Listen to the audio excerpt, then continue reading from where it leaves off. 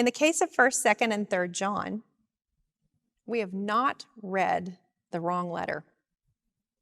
We did indeed read someone else's mail, but it was absolutely intended for us, every bit as it was intended for them. It may not be our name on the envelope, but the words are aimed directly at our hearts.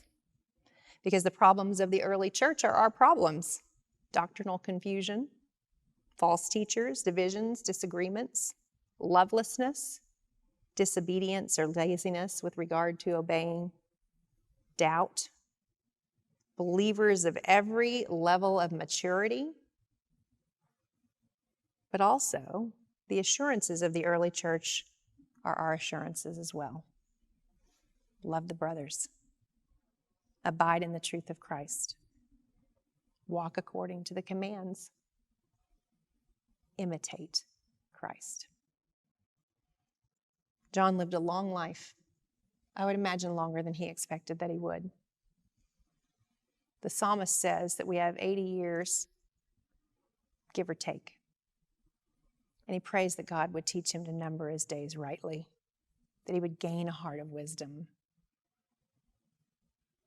I feel 100% certain that John knew those words and that they mattered to him, because these writings bear evidence that he knew rightly how to number his days. It mattered to him that his faith and his witness be transmitted to future generations, that he took care to guard the good deposit. It came to the next generation, and the next generation, and the next generation, and it traveled beyond the roads that Rome built, and it traveled across mountains, and it traveled across oceans, and eventually it found you. I don't know where you were when it found you, but it found you because of the faithfulness of previous generations and because of the faithfulness of God to all generations. If John could stand and preach a sermon to you right now, do you know what he would say? You absolutely do.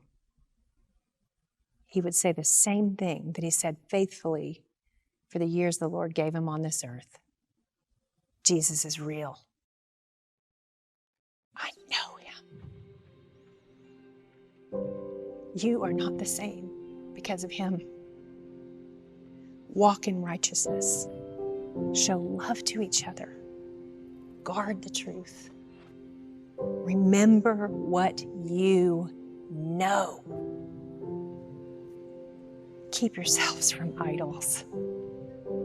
He abides in you. Abide in him. Make your home in him. Let's pray.